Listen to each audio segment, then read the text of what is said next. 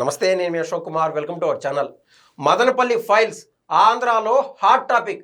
ఎందుకురా అంటే కూటమి పార్టీలు అధికారంలోకి వచ్చిన వెంటనే అంటే 20 నుంచి 25 రోజుల మధ్య గ్యాప్లోనే పెద్ద షాక్ అని చెప్పొచ్చు. మదనపల్లిలోని ఆర్డీఓ కార్యాలయంలో ఉన్న పళ్ళంగా మంటలు చెలరేగడం, అక్కడ ఉన్నటువంటి ఫైల్స్ తగలబడిపోవడం, అక్కడే ఉన్నటువంటి ల్యాప్టాప్లు కావచ్చు, కంప్యూటర్లు కావచ్చు పగిలిపోయినటువంటి దాఖలను మనం స్వయంగా చూసాము. అయితే ఈ వ్యవహారంలో అరెస్టులు అడపా చూసాము. కానీ ఈ యొక్క వ్యవహారం దాదాపు 2 సంవత్సరాలు అవుతున్నా కూడా ప్రభుత్వంలోకి వచ్చినటువంటి ఈ కూటమి పార్టీలు అసలు దోషులు ఎవరో కనుక్కునేటువంటి ప్రయత్నం చేసిందా లేదా అన్నటువంటి డౌట్లు సాధారణంగా ప్రజల్లో కూడా వ్యక్తమవుతున్నాయి. కానీ బిగ్ బ్రేకింగ్ ఏంటంటే ఇదే మదనపల్లి ఫైల్స్ వ్యవహారంలో ఈ రోజున అనూహ్యంగా 2 అరెస్టులు చూస్తున్నాము. ఈ విషయంపైన పూర్తిగా డిస్కస్ చేయడానికి మనతో పాటు ఆర్థిక, రాజకీయ, సామాజిక విశ్లేషకులు అయినటువంటి డాక్టర్ కొత్త రవీంద్రబాబు గారు ఉన్నారు. సార్ నమస్తే. సార్ నమస్తే సార్. మదనపల్లి ఫైల్స్ వ్యవహారంలో అంటే స్వయంగా తిరుపతి, చంద్రగిరి, ఈవెన్ మదనపల్లి ఇవన్నీ ఒకే ప్రాంతానికి ఉమ్మడి చిత్తూరు జిల్లాలకు సంబంధించినటువంటి వ్యవహారం కాబట్టి ఆ రోజున అంటే స్వయంగా ముఖ్యమంత్రి గారు ప్రాతినిధ్యం వహిస్తున్నారు ఆ జిల్లాకి. అక్కడే ఉన్నటువంటి అంటే అపోహ ఏంటంటే పెద్దిరెడ్డి రామచంద్రారెడ్డి గారు అక్కడ మదనపల్లి కావచ్చు, చిత్తూరు జిల్లాలో కావచ్చు ఉన్నటువంటి అనేక భూములు కబ్జా పెట్టారని, ఆ ఫైల్స్ అన్ని రెవెన్యూ రికార్డులో ఉన్నాయి. అందుమూలన రానున్న 30 ఏళ్ళలో అధికారం మాదే అనుకున్నటువంటి వాళ్ళ మైండ్ సెట్లో ఉన్నారు. కానీ వాళ్ళు అధికారం ట్రాన్స్ఫర్ అవుతానే ఏది ఏమైనా కూడా దోషులుగా చిక్కిపోతామని చెప్పి ఆ ఫైల్స్ రగలబెట్టేశారనేటువంటి అన్నది వాస్తవం కదా, ఇన్వెస్టిగేషన్లో తేలుతుంది. అయితే సార్ ఈ వ్యవహారంలో తుకారాం అనేటువంటి వ్యక్తి, అతనితో పాటు మాధవరెడ్డి అనేటువంటి వ్యక్తులు అనూహ్యంగా సిఐడి వారు అరెస్ట్ చేయడం జరిగింది. అసలు ఈ వ్యవహారంలో ఎవరు చేయి ఉండొచ్చు సార్? సో మీరు ఇంట్రోలో ప్రస్తావించినట్టుగా కూటమి ప్రభుత్వం అధికారంలోకి వచ్చిన కొద్ది రోజుల్లో అందరూ ఆశ్చర్యపోయే దుర్ఘటనలో ఒకటి మదనపల్లిలో ఫైల్స్ దగ్ధం. రెండో పాయింట్ మీరు అన్నారు, చిత్తూరు జిల్లాలో పెద్ద మనిషి ఓకే పెద్దిరెడ్డి రామచంద్రారెడ్డి గారు ఆ పర్టికులర్ ఏరియాలో, అంటే ఈ మదనపల్లి కావచ్చు, తమ్మళ్ళపల్లి కావచ్చు, రాజంపేట కావచ్చు, ఈయన వీళ్ళ బ్రదరు, వీళ్ళ కొడుకు సామ్రాజ్యం అక్కడ నడుస్తుంది.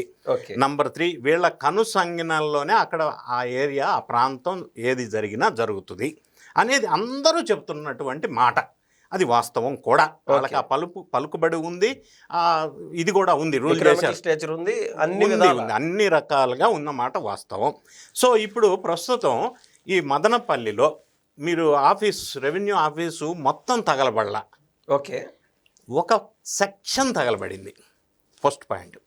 సెకండ్ పాయింట్, ఆ పర్టికులర్ సెక్షన్లో కేవలం ఈ భూ ట్రాన్స్ఫర్స్ నిషేధ జాబితాలో నుంచి ఇటు నుంచి అటు ఏదైతే ట్రాన్స్ఫర్స్ చేశారో ఆ పర్టికులర్ డాక్యుమెంట్స్ లేదా సిస్టమ్స్ పనికి రాకుండా తగలబడిని లేదా తగలబెట్టారు. ఓకే, ఇది జరిగిన వెంటనే, ఈ విషయం బయటికి వచ్చిన వెంటనే శాంపుల్ సైజు భూ ట్రాన్స్ఫర్లు అంటే ఏ విధంగా ట్రాన్స్ఫర్ చేయగలిగింటారు? అంటే ప్రభుత్వ భూముల్ని సొంతం చేసుకోవటం, నిషేధిత జాబితాలో ఉన్న సొంతం చేసుకోవటం, డికేటీ ల్యాండ్స్ని మళ్ళీ ప్రైవేటైజేషన్ చేసి తీసుకోవటం, ఇటువంటి రకానికి సంబంధించిన ఫైల్స్ మాత్రం ఉన్న సెక్షన్ తగలబడిపోయింది లేదా తగలబెట్టారు అనేది ఒక అలిగేషన్. సో ఈ విషయం తెలిసిన వెంటనే ఎంత సీరియస్గా తీసుకున్నారంటే చంద్రబాబు నాయుడు గారు హుటాహుటిని హెలికాప్టర్ ఇచ్చి రెవెన్యూ సెక్రటరీ సిసోడియాని అక్కడ పంపించారు. సరే, ఎంక్వైరీ జరిగింది. ప్రాథమికంగా ఏమన్నారంటే జనరల్గా ఎక్కడ ఫైర్ యాక్సిడెంట్ అయినా ఫస్ట్ వచ్చే స్టేట్మెంట్ ఏంటంటే షార్ట్ సర్క్యూట్ అయింది. ఓకే, జనరల్గా ఎనీవేర్ ఫైర్ యాక్సిడెంట్ అవగానే షార్ట్ సర్క్యూట్తో ప్రమాదం అని ప్రాథమిక వెల్లడి అంటారు. సో ఇక్కడికి వచ్చినప్పుడు ఏం చేశారంటే ఈ ఎలక్ట్రికల్కి సంబంధించిన ఎక్స్పర్ట్స్ కమిటీని మళ్ళీ అందులో దర్యాప్తులో వేశారు. ఈ ఎలక్ట్రికల్ ఎక్స్పర్ట్స్ కమిటీ ఏం చెప్పారంటే అక్కడున్న సిస్టాల్స్ అన్నీ వైరింగ్ ఎలక్ట్రికల్ రిలేటెడ్ క్షుణ్ణంగా ఎక్స్పర్ట్స్ పరిశీలించి ఈ పర్టికులర్ ఈ సెక్షన్ తగలబడటానికి షార్ట్ సర్క్యూట్ కారణం కాదు అని తేల్చేశారు. Okay, number 1. నంబర్ 2, ఎప్పుడైతే షార్ట్ సర్క్యూట్ కారణం కాదు అన్నారో అప్పుడు అనుమానాలు మొదలైనవి. ఇది కావాలని నిప్పు పెట్టారు. తర్వాత అక్కడ సంబంధించిన చిన్న స్థాయిలో ఒక ఎంప్లాయీని పట్టుకున్నారు.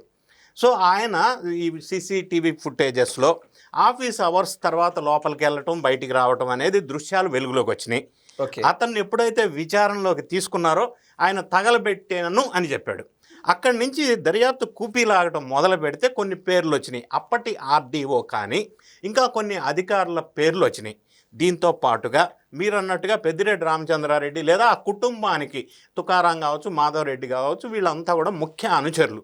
వీళ్ళ పాత్ర ఉన్నట్టుగా ప్రైమా ఫేసి దర్యాప్తులో వెలుగులోకి వచ్చింది. వెలుగులోకి ఎప్పుడైతే వచ్చిందో వీళ్ళు విదేశాలకి జంప్ అయ్యాడు తుకారాం అండ్ టీం.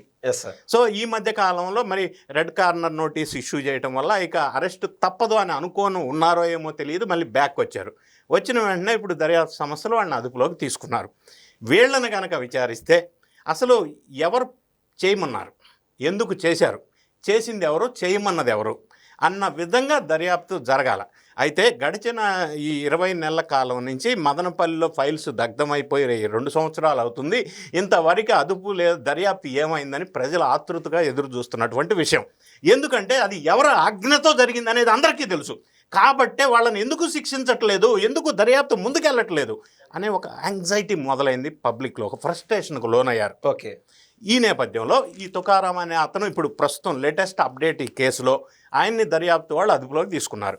విచారణ చేసే సందర్భంలో ఇప్పుడు ప్రధానమైన కీలకమైన పేర్లు వెలుగులోకి వచ్చే అవకాశం ఉంది. అందుకే మనం గమనించినట్టయితే ఈ మధ్య కాలంలో పెద్దిరెడ్డి రామచంద్రారెడ్డి పెద్ద ఆయన అంటారు, వాళ్ళ కొడుకు కానీ వాళ్ళ బ్రదర్ తమ్మళ్ళపల్లి వీళ్ళందరూ కూడా ఈ మధ్య కాలంలో సోషల్ మీడియాలో హడావుడి చేయటాలు లేవు, సప్పుడు చేయట్లా, సప్పుడు లేదు, సౌండ్ లేదు. ఎందుకంటే వీళ్ళ మీద ఈ మదనపల్లి ఫైల్స్ దగ్ధం చేపించారు అని ఒక ఎలిగేషను, ఫారెస్ట్ ల్యాండ్ కబ్జా పెట్టారు అని ఒక ఎలిగేషను, లిక్కర్ స్కామ్లో మిథున్ రెడ్డి గారి మరి బెయిల్ కూడా బయటకు వచ్చారు. సో రకరకాల కేసులు వీళ్ళని ఇప్పుడిప్పుడే దర్యాప్తు దశలో ఉన్నాయి. సో ఇప్పటివరకు ప్రాథమికంగా వెలుగులోకి వచ్చిన అంశం ఏంటంటే ఆ పరిసర ప్రాంతాల్లో ఉన్నటువంటి 2852 ఎకరాలు ఈయన పెద్ద ఆయన తీసేసుకొని అక్రమంగా, అంటే ఈయన అధికారంలో ఉన్నప్పుడు అధికార దుర్వినియోగం చేసి, అంటే సింగిల్ బిట్టా లేక different locations different areas in this particular zone, ఈ ఫైల్స్ ఎక్కడైతే ఈ పరిధికి వస్తుందో ఆ పరిధిలో. సో అవన్నీ ఈయన చేయటం వల్ల ప్రభుత్వం వస్తుంది అని చెప్పి భరోసాతో చేశారు. ప్రభుత్వం ఎప్పుడైతే రాలేదో మరి కూటమి అధికారంలోకి వచ్చి వెంటనే అలర్ట్ అయిపోయి దాన్ని ఆనమాలు లేకుండా తగలబెట్టే ప్రయత్నం చేశారు. అందులో తగలబెట్టేశారు, అదే అందులో డౌట్ ఏం లేదు. సో ఇప్పుడు తగలపెట్టవలసిన దానికి కారణాలేంటి? ఆ భూ కబ్జా వ్యవహారం. సో దాని వెనకున్న పెద్ద మనుషులు ఎవరో అనధికారికంగా అందరికీ తెలుసు, కానీ అధికారికంగా దర్యాప్తు సంస్థలు ప్రూవ్ చేయాలి. ఇప్పుడు ఈ తుకారాం ఇన్వెస్టిగేషన్ చేస్తే అసలు పెద్ద మనుషుల పేర్లు బయటికి వస్తాయని చెప్పి కొంత ఆందోళనగా ఉండటం వల్ల ఈ మధ్య కాలంలో పెద్దిరెడ్డి రామచంద్రారెడ్డి గారు వైఎస్ఆర్సీపీ ఆవిర్భావ విషయంలో కానీ ఈయన జగన్ రెడ్డి గారు పెట్టిన మీటింగ్స్లోనే కూడా మరి ఆయన ఎక్కడ కనిపించట్లేదు అనేది మనకు ప్రాక్టికల్గా అబ్జర్వ్ చేశాం. సార్ మీరు చెప్తుంటే ఒకటి గుర్తొస్తుంది, అంటే సబ్జెక్ట్కి రిలేటెడ్ కావచ్చు. జగన్మోహన్ రెడ్డి గారు పెట్టినటువంటి నిన్న మొన్న ప్రెస్ మీట్లో కూడా స్వయంగా జగన్మోహన్ రెడ్డి గారు వెనకనున్నారు ఎవరైతే లిక్కర్ స్కామ్లో ప్రధాన ముద్దాయిగా ఉన్నారో చెవిరెడ్డి భాస్కర్ రెడ్డి గారు ఏ కోశాన్ని నవ్వడం కానీ జగన్ గారు వేసేటువంటి జోకులకి ఆయన తబ్బిపోవడం కానీ ఎక్కడ జరగలేదు. మీరు అన్నట్టు వీళ్ళు తప్పు చేశారనేది వాళ్ళ మొక్క వచ్చేసలో స్పష్టంగా కనిపిస్తుంది. కరెక్ట్. అయితే మీరు అన్నట్టుగా ఇక్కడ ఒక అంశం, మీరు చెవిరెడ్డి భాస్కర్ రెడ్డి పేరు ప్రస్తావించారు. ఇక్కడ ఆయన బెయిల్ మీద బయటకు వచ్చినప్పటికీ కోటరీలో కొంత చేంజ్ అవుతుంది. జగన్ రెడ్డి గారు కోటలో ఉన్నారు, కోట చుట్టూ కోటరీ ఉంది. ఈ మాట నేను అన్నది కాదు, A2 విజయసాయి రెడ్డి అన్నాడు.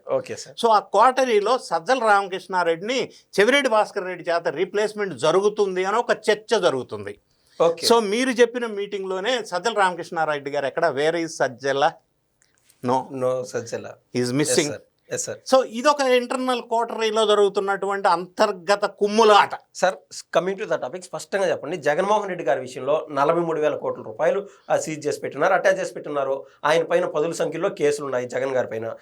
ఇంకా కల్తీ వ్యవహారం అంట, మద్యం స్కామ్ అంట, రకరకాల విషయాల్లో బాబాయ్ హత్య రకరకాల విషయాల్లో శిశుపాలుడు కదా 100 తప్పులు చేసే వరకు శ్రీకృష్ణుడు ఎలా అయితే స్పందించలేదో అదే మాదిర జగన్ గారి పైన కేంద్రంలో ఉన్నటువంటి కొంతమంది పెద్దల చల్లని చూపు వల్ల ఆయన తప్పించుకుంటా ఉన్నాడు అనే మాట పబ్లిక్లో జరుగుతున్నటువంటి discussion. At the same time Jagan గారు అంత లెవెల్ లేకపోవచ్చు కానీ పెద్దిరెడ్డి రామచంద్రారెడ్డి గారు కావచ్చు, వాళ్ళ అబ్బాయి ఎవరైతే ఎంపీ గారు ఉన్నారో వీళ్ళు కూడా చేసినటువంటి తప్పులు ఎన్నో ఉన్నాయి. ఇందాక మీరు చెప్పినటువంటి లిస్టులో కూడా వచ్చాయి.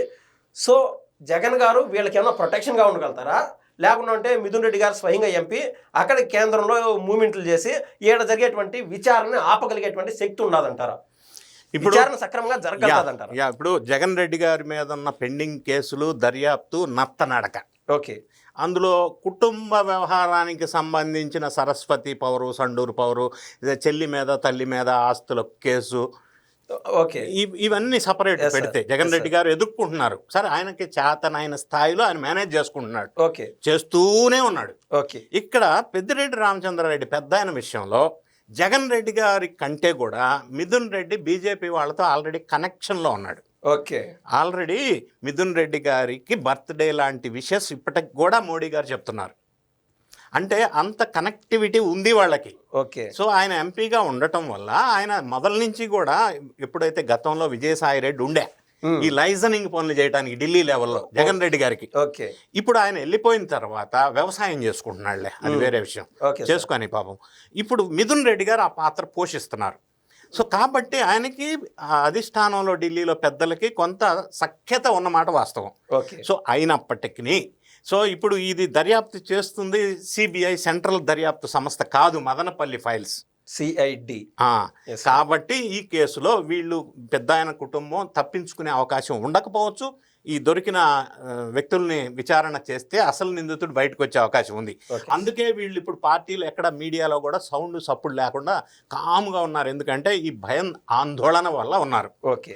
అందరికీ తెలుసు ఈ భూ భాగవతం వ్యవహారం, తెలియంది ఎవరికి, అందరికీ తెలుసు. సో అందరికీ సస్పెక్ట్ చేస్తున్నారు. కాకపోతే అఫీషియల్గా దర్యాప్తు సంస్థలు ప్రూవ్ చేసే బాధ్యత ఉంది కాబట్టి ప్రూవ్ అయ్యేంత వరకు మనం వెయిట్ చేయాలి. Sir, final question, please conclude with in a short time and sorry for taking this much time. Sir, the thing is, ఆ భూములు కబ్జా చేసిన విషయంలో ఎక్కువ కేసు పడుతుందా? ఆ కబ్జా చేసిన భూములు ఆ పత్రాల రూపంలో ఏదైతే తగలబెట్టారో అది ఏమన్నా క్రిమినల్ కేసు, దేంట్లో ఎక్కువ కాలం పాటు శిక్షలు పడేటువంటి అవకాశం ఉంది? ఇప్పుడు భూములు కబ్జాలు అంటే ఏ రకమైన ల్యాండ్ని అధికార దుర్వినియోగం చేసి, ఒకటి ఇక్కడ, రెండోది డైరెక్ట్గా ఈయన పేరుతో చేపించరు అట్లాంటి, మూడోది ఈయన సంతకం ఎక్కడా ఉండదు, నాలుగోది ఈయన అధికార దుర్వినియోగం అన్న మాట ఎందుకు వాడానంటే ఈయన కన్సర్న్ అధికారుల్ని ఇన్స్ట్రక్షన్ ఇచ్చి అంటే సామ దాన భేద దండోపాయాలతో వాళ్ళ చేత సైన్ చేపించి డాక్యుమెంట్స్ మార్పిచ్చాడు. మార్పిచ్చిన డాక్యుమెంట్స్లో సైన్ చేసేది ఆఫీసర్స్, నాట్ పొలిటీషియన్స్. అందులో ఈయన తెలివిగానే వ్యవహరిస్తారు. జనరల్గా ఎక్కడైనా జరిగేది అదే. వైఎస్ రాజశేఖర రెడ్డి హయాంలో సీనియర్ ఐఏఎస్ శ్రీలక్ష్మి, మరి ఆమె సైన్ చేయబట్టి జైలుకి వెళ్ళి వచ్చింది. మరి రాజకీయ నాయకులు జైలుకి వెళ్ళలేదు కదా. మరి సార్, మరి ఆవిడ కనీసం జగన్ గారి పాత్ర ఇవన్నీ ఎందుకు ఎస్టాబ్లిష్ చేయలేకున్నారు? ఆ కేసులో కూడా కన్సర్న్డ్ ఆఫీసర్స్ ఎవరైనా బ్యూరోక్రాట్స్ సైన్ చేస్తారు కాబట్టి వాళ్ళు బాధ్యత వహిస్తారు. ఎక్కడైతే పొలిటీషియన్స్ వాళ్ళకి ఇన్స్ట్రక్షన్స్ ఇస్తారో అది ఓరల్ ఇన్స్ట్రక్షన్, వీళ్ళు రాసివ్వరు.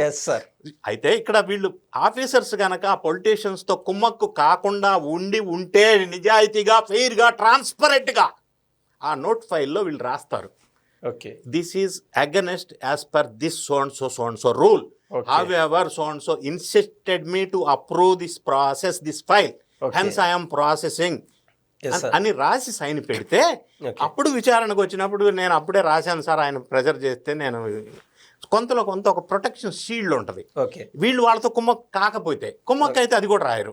సో ఇప్పుడు బ్యూరోక్రాట్స్ చాలా మంది ఇట్లాంటి వ్యవహారాలు చేస్తూ ఉన్నారు. ఎందుకంటే రిటైర్ అయినాక రాజకీయ వేషం వేసుకుంటారా, లేదా అక్రమ ధన సంపాదన కోసం, రకరకాల రీజన్స్, ప్రమోషన్స్ కోసం, రకరకాల రీజన్స్ వల్ల ఇప్పుడు కూడా అది కలుషితం అయిపోయినట్టుగా మనకి తెలుస్తూ ఉంది. ఏదేమైనా ఇంకా రెండో క్వశ్చన్ మీరు అడిగారు, ఆ భూములు ఆట జరిగింది, కానీ ఈ ఫైల్స్ దగ్ధం చేసిన విషయంలో ఈయన చెప్తే ఎవరైతే చేశారో పాపం వాళ్ళు అధికారులు కాదు కదా, ఎవడో పనిచేసేవాళ్ళు, వీళ్ళు చేస్తారు. సో వీళ్ళు సాక్ష్యాధారాలతో సహా ఫలానా వాళ్ళు చెప్తే నేను చేశాను అనేది డాక్యుమెంట్ ఎవిడెన్స్, అంటే టెక్నికల్ ఎవిడెన్స్, గూగుల్ టేక్అవుట్స్ కావచ్చు, వాట్సాప్ కావచ్చు, ఫోన్ కావచ్చు, రకరకాల టెక్నికల్ మెథడ్స్ ద్వారా ఎస్టాబ్లిష్ కనుక చేయగలిగితే ఇది చాలా పెద్ద నేరం అవుతుంది, అందులో డౌట్ ఏం లేదు. ఓకే సార్, అనేక విషయాలపైన మాతో చర్చ చేశారు. It's a knowledge field to all of us. ధన్యవాదాలు సార్. Thank you.